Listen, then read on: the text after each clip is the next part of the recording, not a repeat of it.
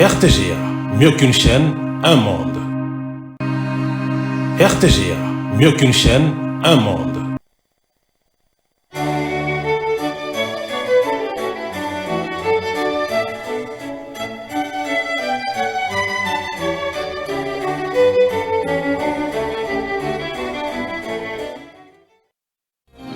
Ce journal vous est offert par Tango Protection.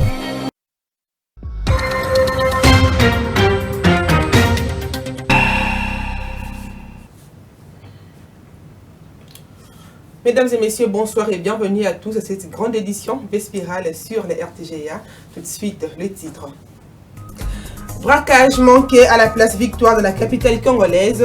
Des militaires indisciplinés aux arrêts et mis à la disposition de la justice. Ils seront jugés pour agression sexuelle contre Honorine Porsche qui a subi des traitements inhumains de la part de forces de sécurité. Le ministre de la Justice, Guillaume Guéfa, salue cette décision de l'auditorat militaire. Toujours en état de délabrement très avancé, la route universitaire dans la commune de Kalamou, dans son tronçon Yolo-Ezo, reste impraticable sous l'aide des autorités. Les usagers plaident pour la réhabilitation de cette route qui mène vers Rompengaba.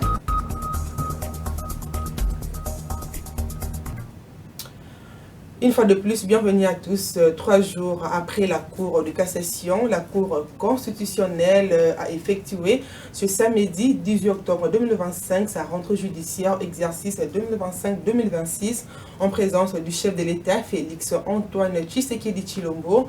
3 interventions ont meublé cette cérémonie, celle du bâtonnier national, celle du président de la Cour Dieudonné Kamuleta et du procureur général près la Cour Prosper Mokemaele. Pour rappel, la Cour constitutionnelle de la RDC a pour principale compétence de contrôler la constitutionnalité de lois et traités, de statuer sur le contentieux électoral et les conflits de compétences et de juger les crimes politiques du président de la République et du Premier ministre. Elle garantit aussi le respect de la Constitution et l'État de droit. Je l'ai dit en titre, braquage manqué à l'agence Raobank de Victoire à Kinshasa, des militaires ayant infligé un traitement inhumain et dégradant à la présumée braqueuse Honorine Porsche ont été arrêtés et mis à la disposition de la justice, selon le ministre de la Justice Guillaume Guéfa qui salue la décision de l'auditorat militaire. Ces militaires seront jugés pour agression sexuelle. Une vidéo choquante largement relayée sur les réseaux sociaux montre des éléments de force de sécurité malmenant et déshabillant la suspecte en violation flagrante de sa dignité humaine. Plus de détails dans ce reportage signé Dieu merci Diaka.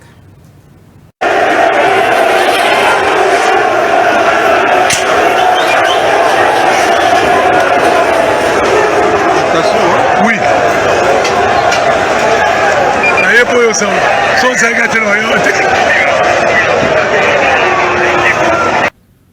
La Commission nationale des droits de l'homme et le ministère des droits humains ont condamné les traitements dégradants infligés à Honorine Porsche, présumée braqueuse, arrêtée jeudi lors d'un braquage avorté dans une banque à la place Victoire dans la commune de Kassavubu. Une vidéo choquante, largement relayée sur les réseaux sociaux, montre des éléments de force de sécurité malmenant et déshabillant la suspecte en violation flagrante de sa dignité humaine. Dans un communiqué, le ministre Samuel Mbemba a appelé la police nationale congolaise à plus de professionnalisme et de rigueur, affirmant que le ministère s'assurera que les auteurs de ces traitements inhumains soient sanctionnés conformément à la loi. Pour sa part, la CNDH, par la voix de son président Paul Sapou, a qualifié ces images de violations graves des droits fondamentaux garantis par la Constitution et a demandé l'ouverture d'une enquête afin d'établir la responsabilité. Selon des sources, un officiel aurait précisé que les agresseurs ont été identifiés comme des éléments de la 14e région militaire. Ils sont arrêtés et en instance de jugement. Leur commandant des bataillons est suspendu, ajoutant que des mesures disciplinaires sont engagées. Dans sa réaction, le ministre de la Justice et garde des Sceaux salue la décision de l'auditorat militaire de se saisir d'office de ces actes intolérables commis par des personnes en uniforme qui ont infligé des traitements inhumains et dégradants à Madame Honorine Porsche, de nationalité allemande. Ces agissements ont été condamnés avec la plus grande fermeté par le président de la République et la première ministre, Judith Suminwa.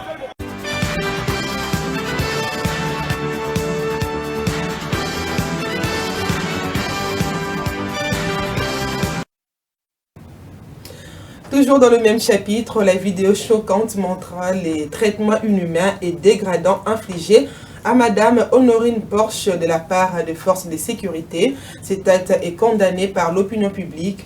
Pour Thierry Moukelekele, expert en communication sécuritaire, c'est un événement de cambriolage raté et non un braquage. Il dénonce la manière dont l'arrestation de la dame a été faite. Suivez-le. Il y a eu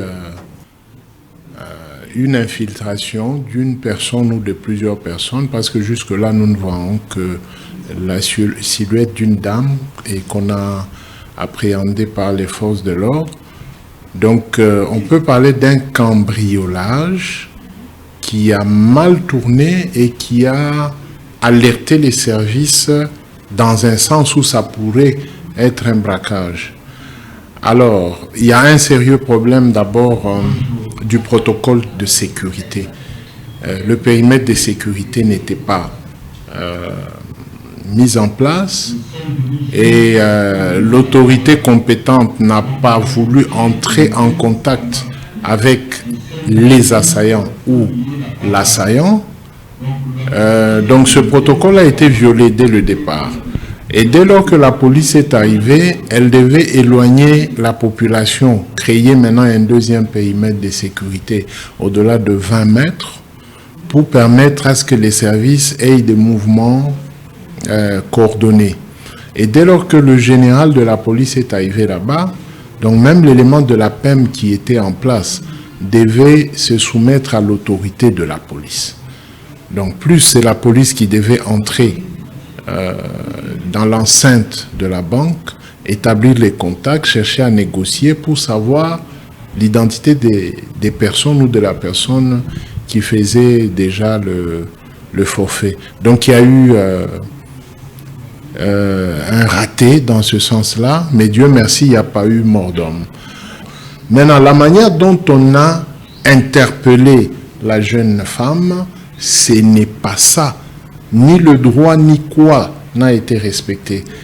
Quoi qu'on l'ait vu avec une arme, en droit pénal, elle est présumée.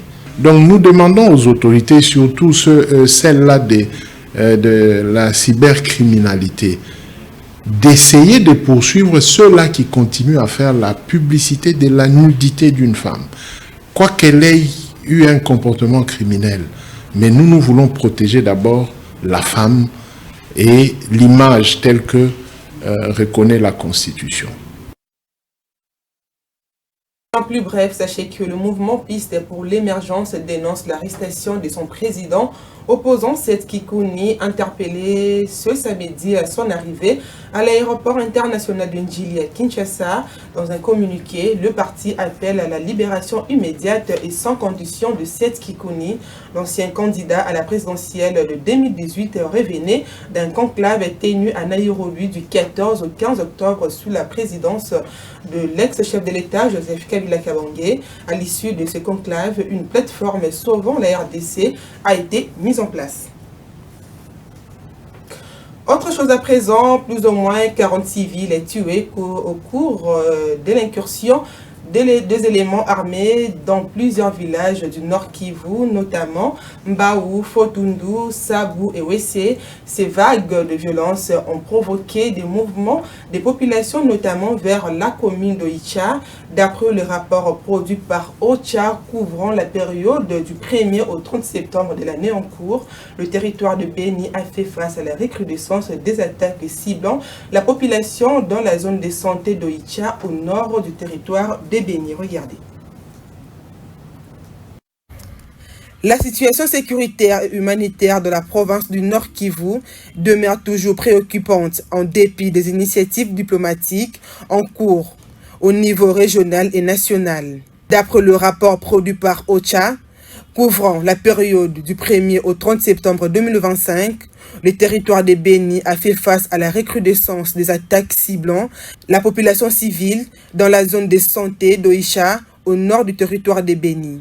Le rapport d'Ocha renseigne que plus ou moins 40 civils ont été tués au cours des incursions des éléments armés non autrement identifiés dans plusieurs villages, y compris Ambaou, Fotondu, Sabou et Wesse au nord Kivu. Ces vagues de violence ont provoqué des mouvements de population, notamment vers la commune d'Oicha. Le même rapport révèle également que le territoire de Walikale a connu une détérioration de la situation sécuritaire en septembre de l'année en cours, marquée par une escalade d'affrontements armés. Des combats éclatés le 7 septembre dernier en Petit, sur l'axe Kalembe-Pinga, entraînant des déplacements massifs de population. À noter que dans le territoire de Niragongo et la ville de Goma, la situation sécuritaire est restée globalement calme tout au long du mois de septembre. Cependant, des opérations de bouclage se sont poursuivies dans la ville, entraînant plusieurs arrestations. La crise dans l'est de la République démocratique du Congo continue de se détériorer rapidement, l'escalade du conflit armé provoquant des déplacements massifs et aggravant le besoin humanitaire. Le groupe armé M23, appuyé par le Rwanda, contrôle Goma et Bukavu après d'intenses affrontements avec l'armée congolaise qui a forcé des centaines de milliers de civils à fuir. À l'heure actuelle, le mouvement rebelle consolide sa force dans les zones du nord et sud Kivu sous son contrôle. Selon OCHA RDC, à travers le pays, plus de 21 millions de personnes avaient déjà besoin d'aide humanitaire avant la dernière escalade de la crise, un chiffre parmi les plus élevés au monde. Environ 1 million de personnes ont trouvé refuge dans le pays voisin, tandis que l'escalade de la violence dans l'Est menace d'aggraver la crise. À la Chambre haute du Parlement, les sénateurs ont validé le pouvoir de 4 suppléants, dont 3 remplaçants, ceux qui ont fait leur entrée au gouvernement Souminwa II. Au cours de la même plénière présidée par Jean-Michel Samalukonde Kyenge, le Sénat a prorogé l'état de siège en province d'Elituri et au Nord Kivu. Dieu merci Diaka pour plus de détails.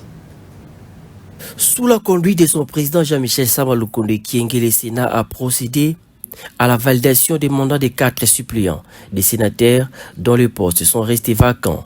À cette occasion, la commission PAJDH a présenté son rapport suivant les délais fixés pour la vérification des mandats des 4 suppléants devant remplacer les ministres nommés au gouvernement Souminwa ainsi que celui du défunt sénateur Ngambani Ngovoli Adonis. Le rapport a été adopté et les mandats de ces suppléants ont été validés. Au cours de la même plénière, les sénateurs ont autorisé la prorogation de l'état des sièges au Nord Kivu et à Ituri. Pour la prorogation de l'état des sièges, les plaidoyers du gouvernement a été présenté par le ministre d'État, ministre de la Justice et garde des Sceaux, Guillaume Gueffa, et cela conformément à l'ordonnance loi approuvée au cours du Conseil des ministres du octobre 2025 dernier. Rappelons-les, lors de la plénière du 10 octobre dernier, la commission PAJDH avait obtenu un délai de 72 heures pour finaliser ses rapports en passant au pain de fin les cas des remplaçants concernés par cette validation. Ici, il est noté que pour l'autorisation de la prorogation de l'état des sièges sur 109 sénateurs qui composent le Sénat, 73 ont été présents, 70 ont voté pour, aucune voix contre et 3 sénateurs s'y sont abstenus. Le président Félix Tshisekedi, lors de la réunion du Conseil des ministres, a appelé au respect strict de la mesure encadrant l'appréciation du taux d'échange sur le marché. Il a instruit par ailleurs le ministre sectoriel à renforcer la surveillance, la traçabilité et la transparence dans les circuits d'approvisionnement des distributions afin d'accroître le pouvoir d'achat des Congolais. Le chef de l'État a également appelé aux sanctions de tous ceux qui spéculent du taux d'échange sur le marché. Suivez l'extrait du compte rendu lu par Jean-Lucien Boussa, ministre du Commerce extérieur. De la mise en place d'un mécanisme de suivi strict pour la visibilité de l'appréciation du franc congolais dans le panier de la ménagère. Rappela sa communication faite lors de la 61e réunion du Conseil des ministres relative à l'appréciation du franc congolais face au dollar américain. Le président de la République tient à ce que les effets positifs de cette dernière, déjà perceptibles à travers la légère baisse des prix de certains produits, se traduisent rapidement et de manière tangible dans le panier de la ménagère.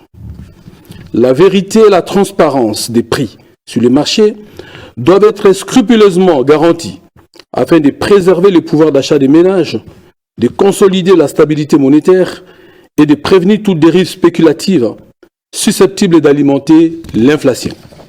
De ce fait, a-t-il insisté, des pratiques opportunistes, les ententes illicites et les manipulations spéculatives observées auprès de certains opérateurs économiques constituent une atteinte grave à la transparence du marché et sapent la confiance du peuple dans les institutions publiques.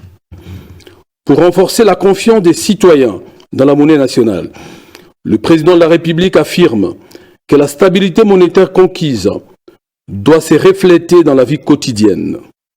La valorisation du franc congolais doit être vue à la fois comme indicateur de stabilité macroéconomique et comme un moyen d'améliorer le bien-être des populations.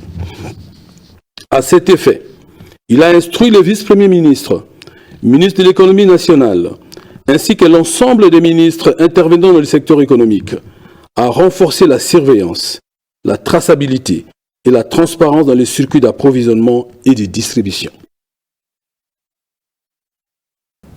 Autre chose à présent, pendant que la plupart de routes dans la ville-province de Kinshasa sont en plein réhabilitation, de son côté, la route universitaire au niveau de Yolo-Ezo rencontre d'énormes difficultés telles que la population en est la principale victime. Cependant, le chauffeur exploitant souvent cette route déplore l'état dégradant de cette route et implore une implication méticuleuse de la part des autorités. Suivez ces reportages de Tina Massaka, rendu par David Fidel Zolokulonda. L'avenue Université est dans un état de délabrement avancé, rendant les trajets quotidiens pénibles pour les usagers. La dégradation provoque des embouteillages monstres, des retards importants, des pannes de véhicules et des coûts de réparation supplémentaires pour les conducteurs qui demandent une réhabilitation durable de cette artère vitale. Les chauffeurs décrivent la route comme presque impraticable, provoquant une grande fatigue due aux conditions de conduite extrêmes.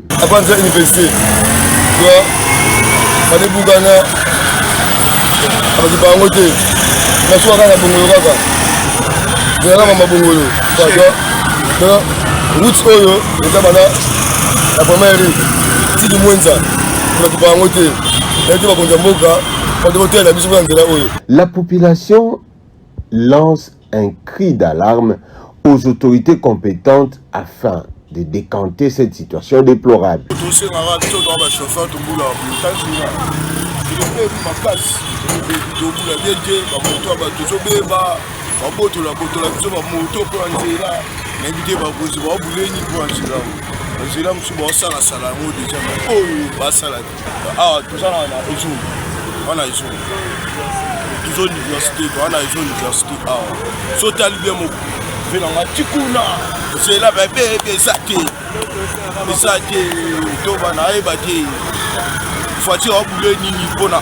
Pour une certaine opinion, il est impératif qu'une étude sérieuse soit réalisée pour garantir la durabilité des travaux de réhabilitation. Pendant ce temps, les usagers appellent les autorités à prendre leurs responsabilités, notant que malgré les taxes payées, l'état de la route ne s'améliore pas.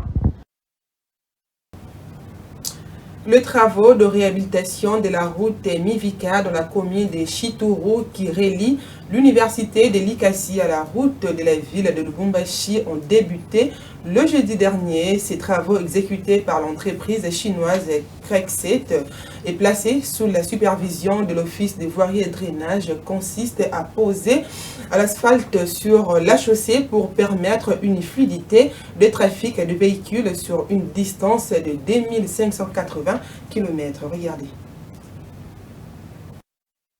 Cette route délabrée qui revêt d'une grande importance relie l'université de Likasi à la route qui mène vers la ville de Lubumbashi, chef-lieu de province du Haut-Katanga au sud-est de la République démocratique du Congo. Grâce aux travaux en cours, la poussière qui l'a caractérisée depuis plusieurs mois va laisser la place à l'asphalte en vue de permettre la bonne circulation des véhicules. L'entreprise chinoise Craig 7, qui exécute les travaux de réhabilitation sous la supervision de l'Office des voiries et drainage, s'attelle déjà à démolir l'ancienne asphalte dégradée, dégager les emprises publiques pour élargir la chaussée. Mètre 580 partant de l'université jusqu'à la route nationale.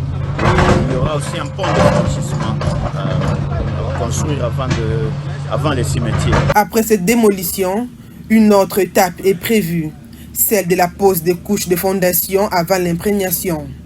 Pendant cette étape, il sera observé le comportement de la chaussée pendant quelques mois pour se rassurer que le travail a été bien fait.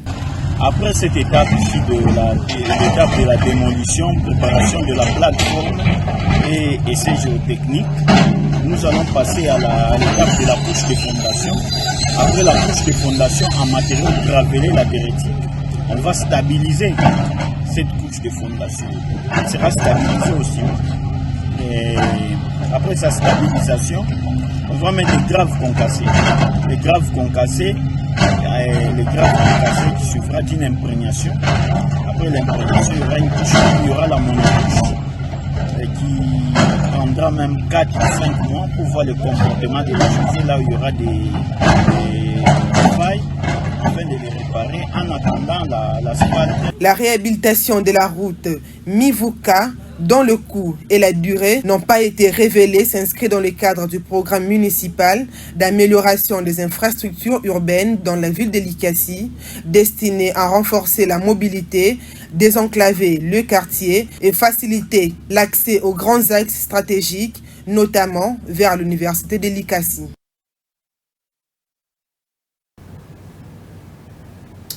Le directeur général de la régie de fourrière et de contrôle technique des véhicules de Kinshasa, Joseph Kassindi Mafolo, a procédé à la fermeture de toutes les fourrières illégales de la capitale. Il s'est engagé à remettre de l'ordre dans ce secteur. Dieu merci Diaka et Yannick Bilamou signent ce reportage. La régie des fourrières et des contrôles techniques des véhicules de Kinshasa demeure la seule et unique régie légalement habilitée à gérer les fourrières dans la capitale congolaise. Face aux dérives enregistrées ces dernières semaines dans certaines structures illégales, le directeur général de cette régie, Joseph Kassindi Mafolo, a pris la décision de fermer et de suspendre toutes les activités de fourrières non reconnues. Pour matérialiser cette mesure, une mission de terrain a été effectuée vendredi 17 octobre 2025 sous la conduite du DG Kassindi Mafolo, accompagné de ses adjoints, Maître David Chimanga et Gustave Ekando. Première étape, les camps Lufungula, où la fourrière illégale qui s'y trouvait a été officiellement fermée. L'équipe s'est ensuite rendue sur plusieurs autres sites, notamment les boulevards Triomphal, l'échangeur délimité, la maison communale de Limba et la fourrière des Bumbu pour la même opération. Point de chute, l'escadron mobile d'intervention Mbata dans la commune de Bandalungwa. Déterminé à mettre fin à ces pratiques illégales, le directeur général de la régie de fourrière de Kinshasa a réaffirmé la volonté de son institution de rétablir l'ordre dans la gestion des fourrières à Kinshasa. Nous sommes venus juste pour lier la parole à l'acte. Donc nous avons fait un communiqué suspendant toutes les activités des fourrières de la ville de Kinshasa. Il y a eu beaucoup de bavures. Nous, étant que régie de fourrières de contrôle technique des véhicules de Kinshasa, ne pouvons pas rester inanimes. On s'était résolu de fermer, comme nous avons fermé toutes ces fourrières.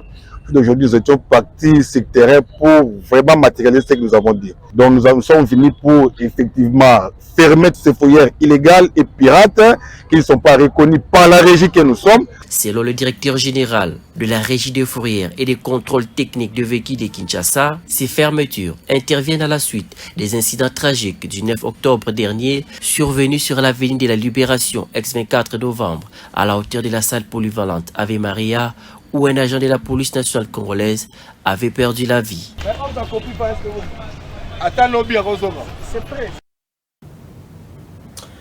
En santé, sachez que l'épidémie du virus Ebola déclarée officiellement le 4 septembre de l'année en cours dans le village de Boulapé, dans la province du Kasaï, l'Organisation mondiale de la santé, en collaboration avec les autorités sanitaires et les acteurs locaux, vole au secours des habitants en apportant de l'eau potable. De grandes citernes souples ont été conçues pour stocker l'eau en toute sécurité pour assurer désormais une réserve de 20 000 litres afin de lutter contre cette épidémie. Regardez. Dans le village de Boulapé, situé dans la province du Kasaï, avec ses 20 000 habitants, on longtemps vécu avec une réalité difficile, celle de la desserte en eau potable. Pour s'approvisionner en cette denrée vitale, il faut effectuer plusieurs kilomètres braver la forêt, souvent au petit matin ou en fin de journée, pour atteindre des points d'eau stagnants. Les saluts des habitants de ce coin est une réalité à ces jours grâce à l'initiative d'adduction d'eau potable portée par l'Organisation mondiale de la santé en collaboration avec les autorités sanitaires et les acteurs locaux. Deux grandes citernes souples conçues pour stocker l'eau en toute sécurité, assurant désormais une réserve de 20 000 litres. Selon le communiqué de l'OMS, cette initiative est lancée dans le cadre de la réponse à l'actuelle épidémie de la maladie à virus Ebola, déclarée officiellement le 4 septembre de l'année en cours. Cette intervention a permis de répondre à un besoin vital, accès à une eau potable pour éviter la maladie hydrique. Les centres de traitement Ebola et plusieurs points d'accès communautaires sont servis grâce au système à double usage, eau chlorée pour les zones sensibles, eau non traitée pour les usages domestiques, permet de garantir l'hygiène hospitalière et de prévenir les infections. Le docteur Losso, l'un des médecins de cette zone, souligne « L'eau que nous utilisons maintenant est propre, potable et sans danger. Ce n'est pas juste un confort, c'est une question de vie ou de mort. Les dispositifs respectent les standards en eau, hygiène et l'assainissement de l'OMS, assurant jusqu'à 150 litres par personne et par jour, une performance remarquable pour une zone aussi reculée. Ces chiffres témoignent non seulement de l'efficacité technique, mais aussi de l'engagement à garantir un accès équitable pour tous. Aujourd'hui, au point d'eau communautaire, un système de 6 robinets alignés, le quotidien à Boulapé a pris une toute autre dynamique. Rappelons qu'il s'agit de la 16e épidémie d'Ebola en République démocratique du Congo depuis l'identification du virus en 1976. Elle survit dans un contexte épidémiologique et humanitaire complexe. La RDC fait simultanément face à plusieurs autres épidémies, notamment la Mpox, le choléra et la rougeole. La journée mondiale de la ménopause est célébrée le 18 octobre de chaque année. En cette édition 2025, le thème choisi pour les circonstances est la médecine du mode de vie, une occasion de sensibiliser et de fournir des outils concrets pour améliorer la qualité de vie des femmes pendant cette transition naturelle. Une autre approche de cet événement met en avant les 4 piliers pour vivre une ménopause sereine, notamment comprendre son corps, alimentation et vitalité, bouger et se reconnecter, mental et émotion. Regardez. Célébré sous le thème « La médecine du mode de vie ». La journée mondiale de la ménopause, le 18 octobre de chaque année, est une opportunité pour sensibiliser et de fournir des outils concrets pour améliorer la qualité de vie des femmes pendant cette transition naturelle. Il existe 4 piliers pour vivre une ménopause sereine. Il s'agit de comprendre son corps, avoir une alimentation saine, de la vitalité, bouger, se reconnecter mentalement et vieille aux émotions. La journée mondiale de la ménopause est une initiative annuelle visant également à sensibiliser le public aux enjeux de la ménopause et du vieillissement chez la femme. Cette période de transition hormonale qui survit généralement entre 45 et 55 ans s'accompagne de divers symptômes pouvant affecter la qualité de vie. Pourtant, elle reste un sujet tabou dans de nombreuses sociétés, d'où l'occasion d'informer sur les aspects médicaux, psychologiques et sociaux de la ménopause, tout en encourageant le dialogue et la prise en charge adaptée. Cette journée a été instaurée par la Société internationale de la ménopause en collaboration avec l'Organisation mondiale de la santé. Promouvoir une meilleure compréhension des changements physiologiques liés à la ménopause et de soutenir la recherche dans ce domaine. Depuis son instauration, la journée de la ménopause constitue un moment clé pour la diffusion d'informations scientifiques et la sensibilisation du grand public. Environ 1,2 milliard de femmes dans le monde seront ménopausées d'ici 2030, selon les estimations de l'OMS. La ménopause survit en moyenne à 51 ans, mais peut apparaître plus tôt en raison de facteurs génétiques, médicaux ou environnementaux. 80% des femmes ménopausées souffrent de symptômes tels que le bouffé de chaleur, les troubles du sommeil ou les variations d'humeur. Moins de 40% des femmes consultées en professionnels de santé pour discuter de leur ménopause, souvent par manque d'information ou en raison de tabous culturels.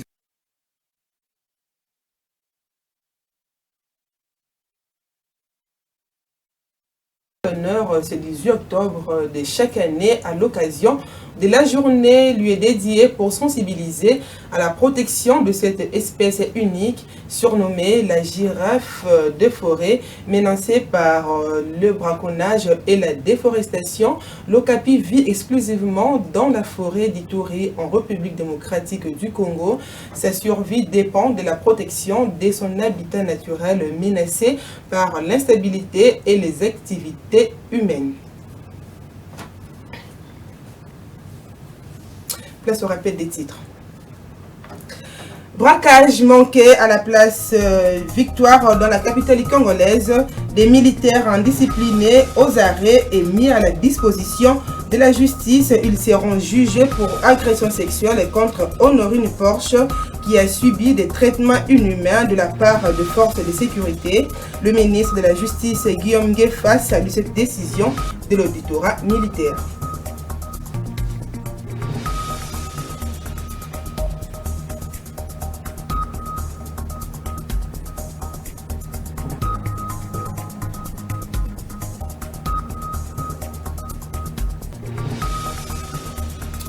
Toujours en état de délabrement très avancé, la route université de la commune de Kalamou dans son tronçon Yolo-Ezo reste impraticable sous l'œil des autorités. Les usagers plaident pour la réhabilitation de cette route qui mène vers Rompengaba.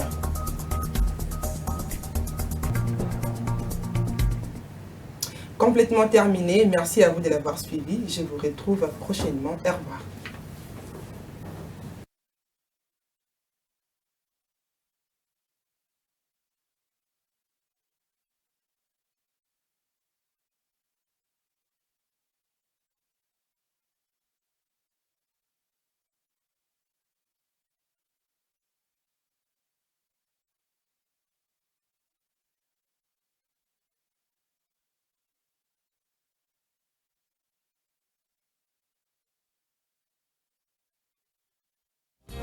Ce journal vous a été offert par Tango Protection.